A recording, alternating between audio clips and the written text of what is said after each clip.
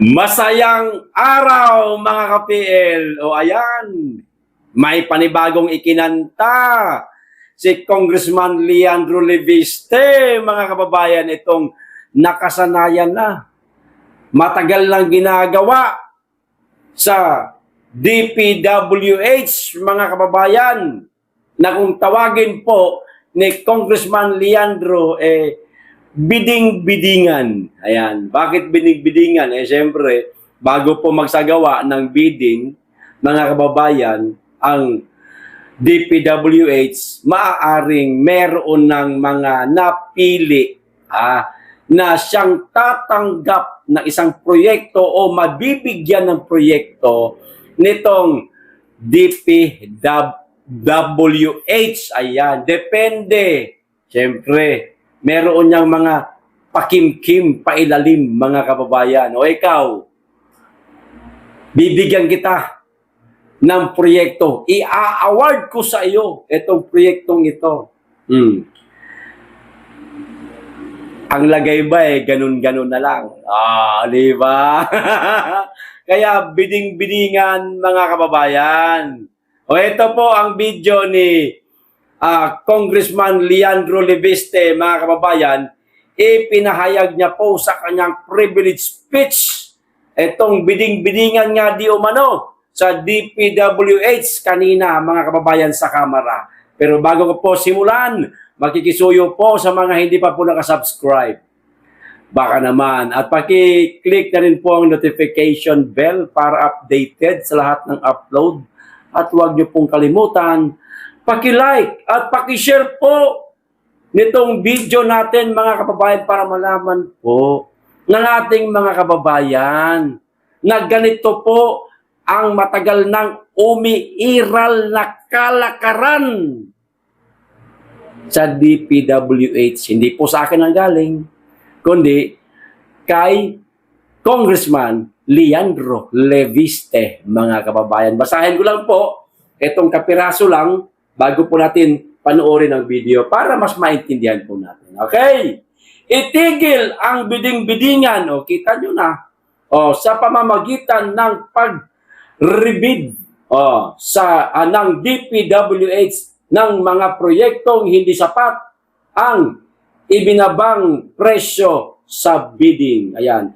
Mr. Speaker, I rise on a point of personal privilege to introduce a solution on the overpricing of DPWH project, mga kababayan. Panoorin na po natin ang video. Eto na ho. Those for its appropriate action. Any objection?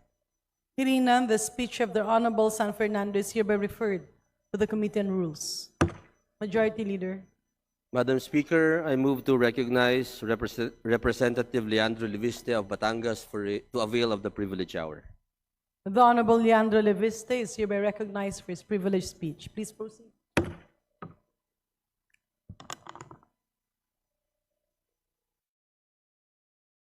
Madam Speaker, ako po ay tumatayo upang maglahad ng isang solusyon sa overpricing ng mga proyekto ng DPWH. Itigil ang biding-bidingan sa pamamagitan ng pag-rebid ng DPWH ng mga proyekto hindi sapat ang ibinaba ng presyo sa bidding. Mula pa noong Setyembre, nanawagan po ako sa DPWH na i-recompute at pababain ang mga presyo ng kanilang mga proyekto sa budget. Isa ito sa mga rekomendasyon na ibinigay sa akin ni dating DPWH Secretary Babe Singson na noong panahon ng administrasyon ni Pangulong Benigno Aquino ay nagpatupad ng across-the-board 10% cut sa presyo ng mga proyekto ng DPWH. Ang isa pa niyang solusyon, ang pag-rebid ng mga proyekto kung saan ang resulta ng bidding ay hindi man lang 10% na mas mababa kaysa sa approved budget for the contract o ABC. Ang dahilan ng overpricing sa mga proyekto ng DPWH ay ang lutuan ng mga bidding. Sa Batangas, ang tawag dito ay biding-bidingan. Ayon sa lahat ng aking mga nakausap tungkol dito sa unang distrito ng Batangas, halos lahat ng mga proyekto ng DPWH ay biding-bidingan. Hindi tunay ang mga bidding ng mga proyekto ng DPWH.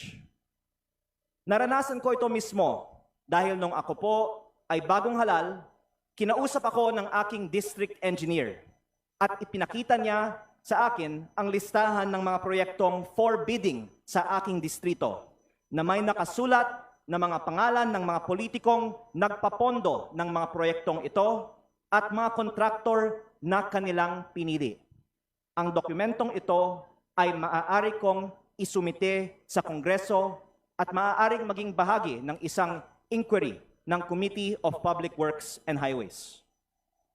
Ito ay tugma sa naging testimonya naman ni dating Undersecretary Roberto Bernardo na nagsabing halos 100% ng bidding sa DPWH ay luto at mga nananalong kontraktor ay pinipili kasama ng mga natatalong mga bidder.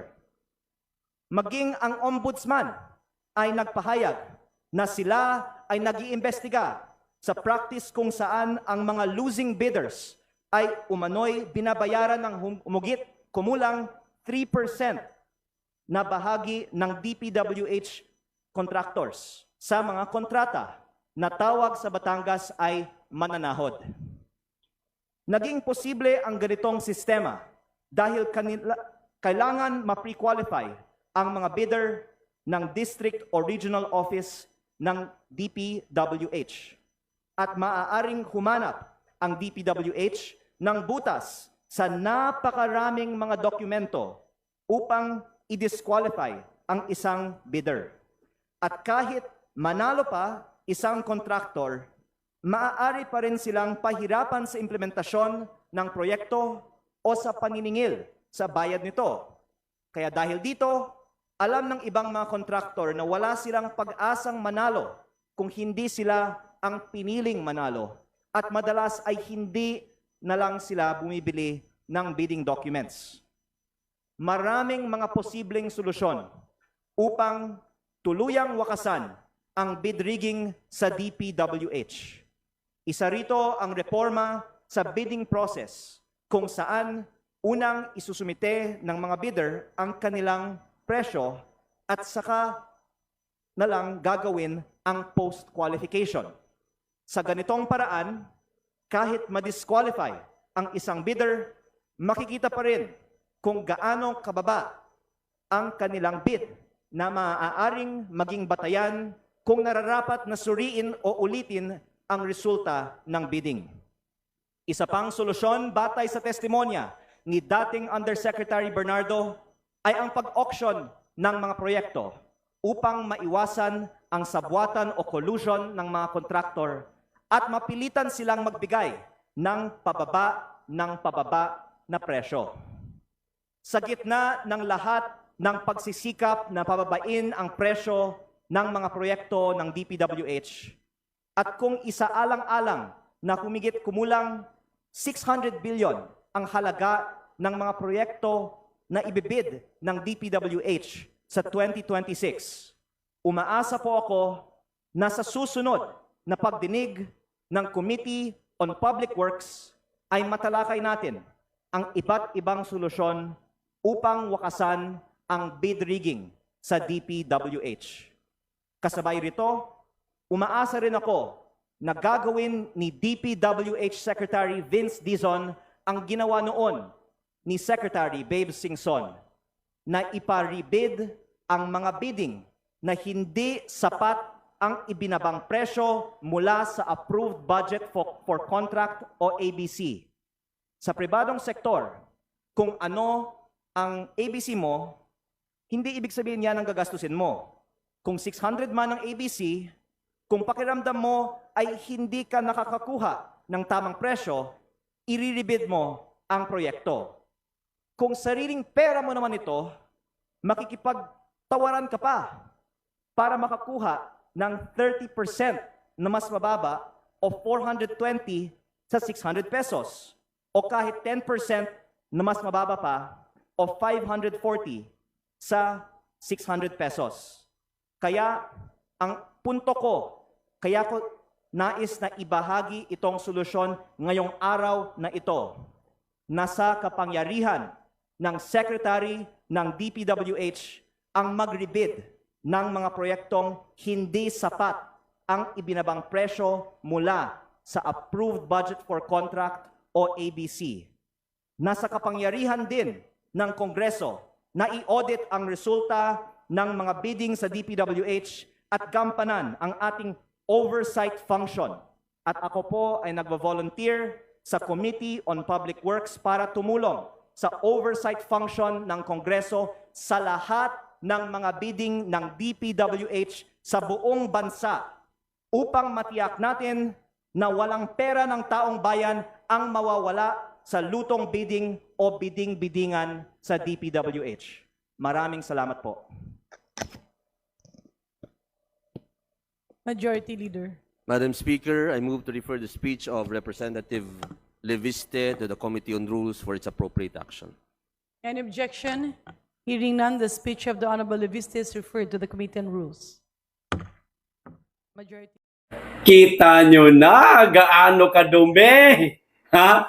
Sa DPWH, mga kababayan, kauupo pa lang di umano ni Congressman Leandro. Aba, nilatagan na siya, mga kababayan, ng mga maaaring dadaan sa bidding. Pero, ayon sa kanya, natuklasan niya rin na bidding-biddingan lamang ito, kundi luto na. Ayan. Sabi ko nga sa inyo parang ganito. Ako si DPWH. Tapos 10 ang nariyan sa harapan ko para dadalo sa bidding o makikilahok sa bidding. Siyempre, mga kababayan, pagalingan na lang yan bumulong. Bubulungan, si Secretary, Sir, baka pwedeng ibigay mo sa akin itong proyektong ito, sir. Ayan, di ba, mga kababayan? Promise ko po sa iyo, sir. Okay na ba sa iyo ang 10 manok? Parang ganun lang, mga kababayan. Di mo ba? 10 manok. Ibig sabihin, 10 milyon. Yan, di ba? Ganyan na po ang kalakaran ngayon. Di lang ngayon, matagal na ho yan. Ngayon lang na-booking, mga kababayan. Kaya tama lang na isa publiko na nila ang BICAM para katulad nung sinabi ni Vince. Edi na-booking natin siya. Yung tinapyas na pondo ay gusto niyang ipabalik. Saan gagamitin yon? Hindi naman daw magkakaroon ng flood control project, mga kalsada sa susunod na taon, sobra-sobra po ang pondo nila. Saan nila gagamitin yan?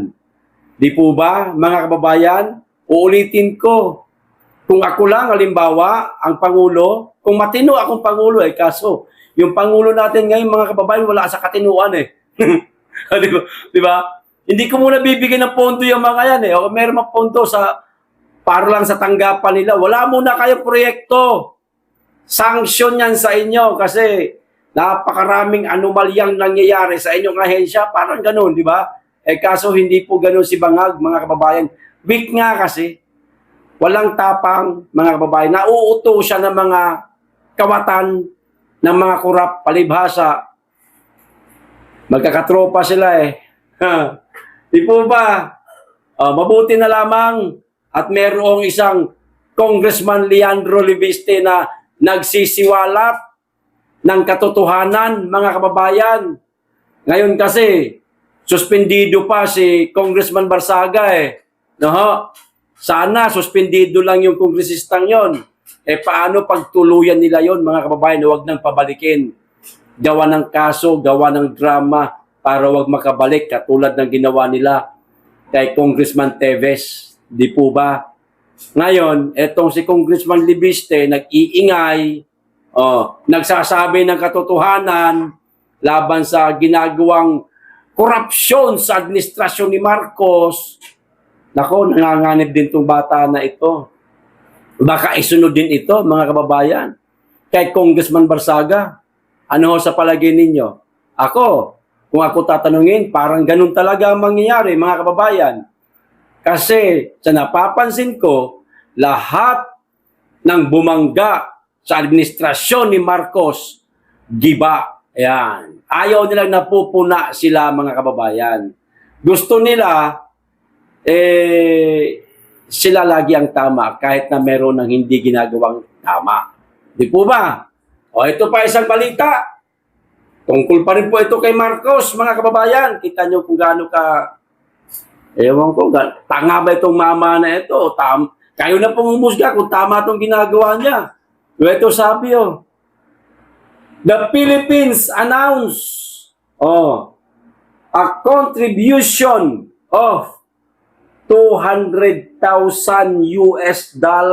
to the UN Central Emergency Response Fund o CERF for next year, mga kababayan, reaffirming its commitment to effective, principled, and solidarity-based multilateralism.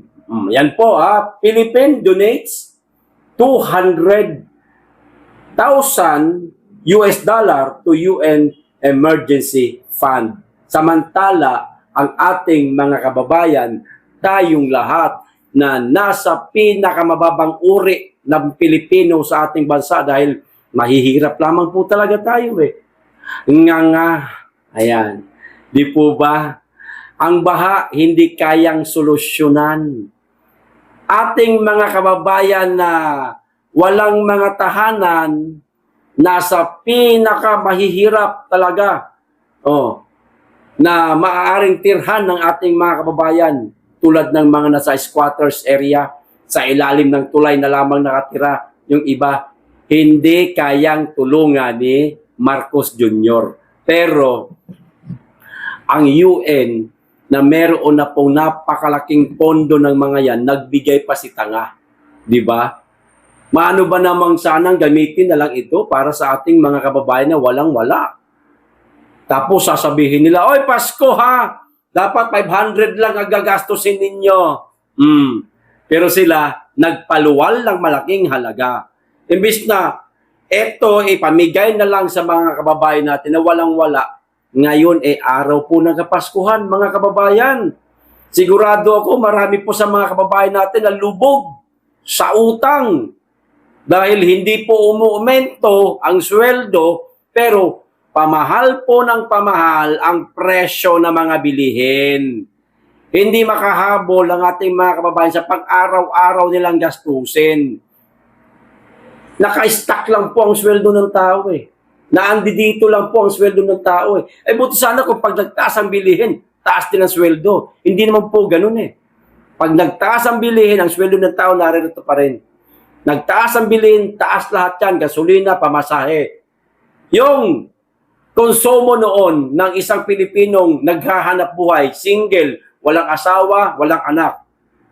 Halimbawa na lang, konsumo niya sa isang buwan, 10,000. Madadagdagan ho yan, mga kababayan. Di po ba? Papaano po yung ating mga kababayan na walang-wala talaga? Walang mahanap na hanap buhay. Bagamat naghahanap ng trabaho pero walang makita.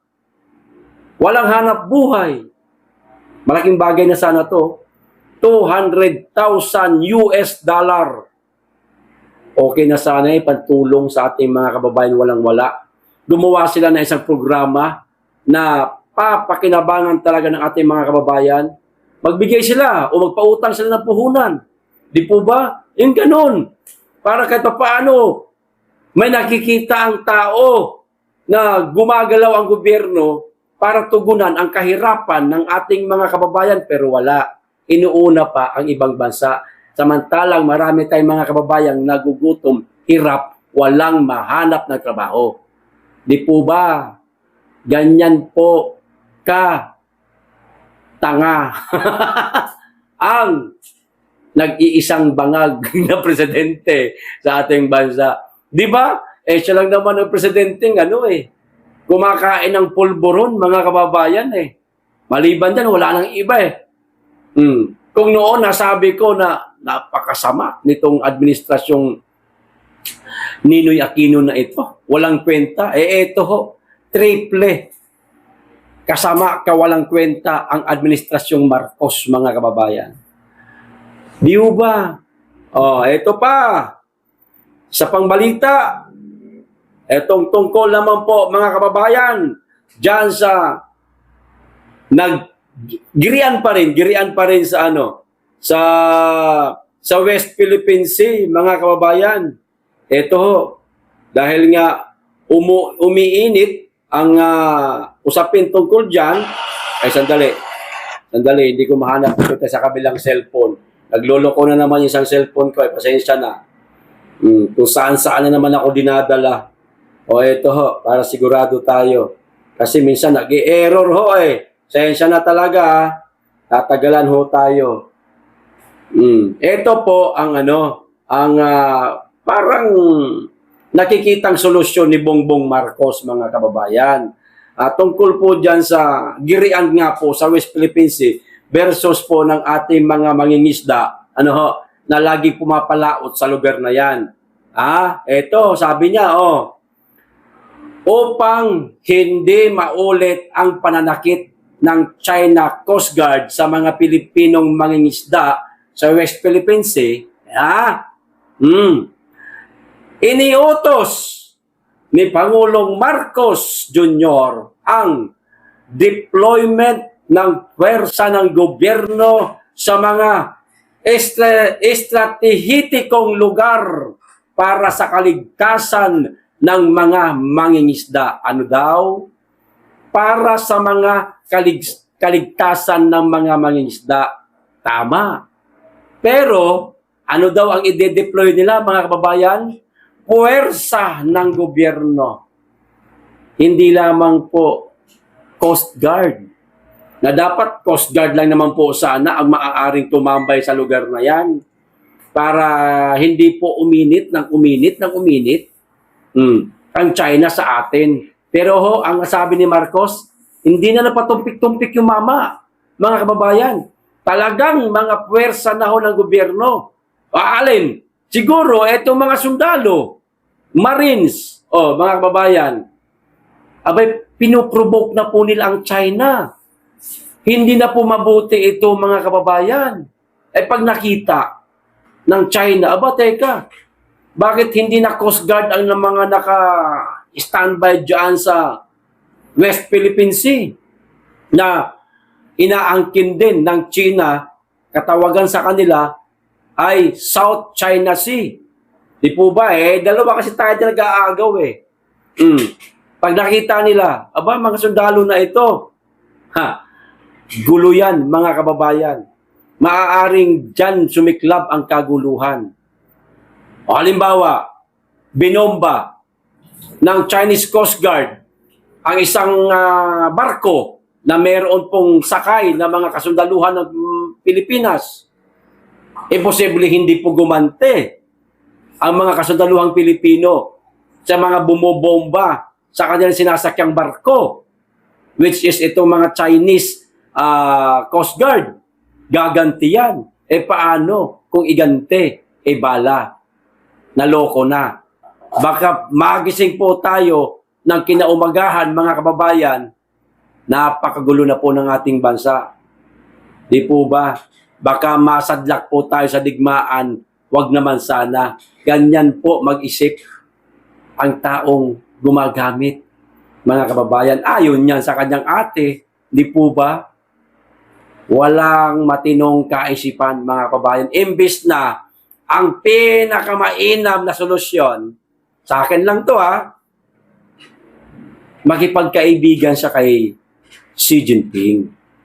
Dalawin niya si Xi Jinping sa China. Diba? Puntahan niya. Hindi naman siya papatayin ron makikipag-usap lang naman siya para maayos ang problema dyan sa West Philippine Sea, pero hindi po. Mga kababayan, parang sinasakyan pa nga nila Parang ang gusto nila mangyari, diyan sa West Philippine Sea magsisimula ang kaguluhan para magdeklara ng martial law etong si Marcos. Parang ganun ba? Di po ba? Simple lang eh. Ganito, halimbawa ako, kapitbahay ko, nagkaroon kami ng kaunting di pagkaunawaan. Doon lang, halimbawa lang doon lang sa pader na ipinatayo ko. Ayan. Lumagpas lang ng 2 inches. Ayan. Yung pader ko. Doon sa muhon nila. Siyempre magagalit siya. O anong gagawin ko? Magagalit din ba ako? Natural hindi. Kasalanan ko eh. Hihingi ako sa kanya ng tawad. Kakausapin ko siya. Isisitel namin ang problema. Yan po ang hindi kayang gawin ng Bangag Administration, mga kababayan. Galit yung isa, galit din siya. Buti sana kung meron tayong kakayahan. Wala po tayong kakayahan. Tumalon lang lahat ng mga Chinese na sa dagat, nakaharap sa atin. Tsunami po ang magiging kinalaman. Aatakihin tayo ng tsunami, mga kababayan Lahat sabay-sabay, mga Chinese. Sa laki ba naman ng populasyon nila, mga kababayan? Sabay-sabay silang tumalon. Wala tayong kakayahan. Tapos magdi-deploy siya ng mga, sabi niya, puwersa ng gobyerno. Ano ba puwersa ng gobyerno? Barangay tanod? Sundalo yan, mga kababayan. Mga Marines. Yan po ang i-deploy niya. Tama ba yan? Aba, magdudulot ho yan ng karahasan. Baka mapunta pa po sa digmaan, mga kababayan. Ganyan po. Ganyan ang ating presidente ngayon kabangag, mga kababayan. Di po ba? Ito pa, huli. Itong tungkol po sa, hindi, dalawa pa pala ito, mga kababayan. Bilisan ko lang. Una, sinabi po ni Ronald Llamas, ito ang taas ho ng confident niya sa para sa 2028, mga kababayan. Talagang nakasuporta siya kay Our Lady Immaculate of Insertion. Si Inday Luhod. Tawagin na lang natin Inday Luhod. Ito, sabi ni Llamas ito, naniniwala ang political analyst na si Ronald Llamas na wala sa die-hard supporters ng mga Duterte o Marcos loyalists na kasalalay ang tunay na laban sa 2028 national elections. Kundi sa 39% na mga Pilipinong walang pinapanigang political camp. Aba, sandali, sir. Kung hindi ako nagkakamali, karamihan po ngayon sa ating bansa na mga kababayan nating walang pinapanigang political camp na sinasabi ho ninyo. Noon yun. Pero ngayon, meron na. Meron na mga political camp lahat ngayon. Maliban na lang dun sa talagang walang pakialam. Pero pag narinig nila ang pangalang Duterte, siguradong mapapaboto sila dahil sa mga nagawa ng dating Pangulong Duterte at sa magandang ginagawa ngayon ng pangalawang Pangulo BP Inday Sara Duterte. Sigurado kasi ang totoo, Sir Ronald Llamas, mawalang galang po, sir. Aminin nyo man po o hindi. Duterte brand of leadership po ang hinahanap ng karamihan, sir. Baka nakakalimutan ho ninyo ang nagpanalo kay Marcos Duterte.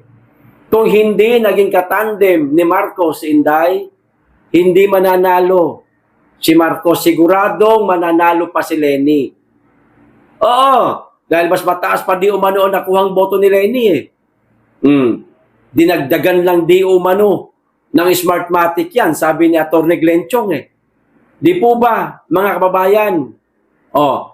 Magkaiba naman po ang sinasabi nitong si Llamas at ni Trililing. Ayan, nahirapan akong banggitin yung Trillanes. Trililing na lang. Ito naman po ang sinabi niya, mga kababayan. Maikli lang po ang babasahin ko. Itong pinaka, quote card lang po, mga kababayan. Mahaba-haba kasi ito eh. Quote card pala, maintindihan naman po na natin eh. Trillanes, hinimok mga pro-Marcos at middle force na magkaisa laban kay BP Sara sa 2028. Sabi ni Llamas, hindi daw sa mga die-hard supporter ng Duterte at Marcos loyalist nakasalalay ang 2028 election. Dahil 39% daw po, mga kababayan, nagmula sa mga kababayan nating non-political camp. Di po ba? Ganun po ang pagkakasabi niya. Ano sabi ni Trillanes? Ayan. Nanghihikayat siya. Humihingi ng tulong. Si Trillanes, mga kababayan. Akala ko ba? Magkasundo kayo, Trillanes, tsaka ni Llamas, ba't magkaiba yata sinasabi nyo? Etong si Llamas, wala, hindi mananalo yan, hindi nakasalalay sa mga Duterte at mga Marcos loyalist. Ito isa naman, humihingi ng tulong sa mga Marcos loyalist, mga kababayan, at saka sa mga middle force na magkaisa daw na iboto ang kanilang pambato sa 2028 at wag iboto, suportahan si BP Inday Sara.